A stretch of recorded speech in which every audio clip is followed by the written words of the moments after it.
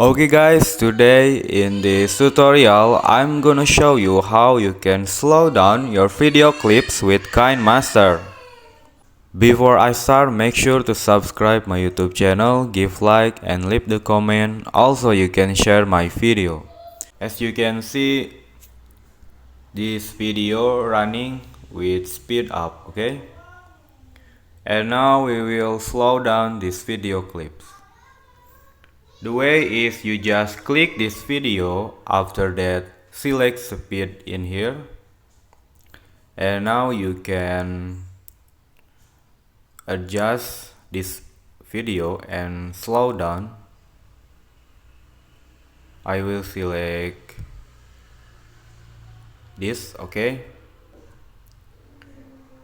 and you will see the difference.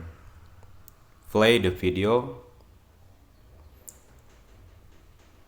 So you have done, and this is the way how you can slow down your video clips with Kinemaster.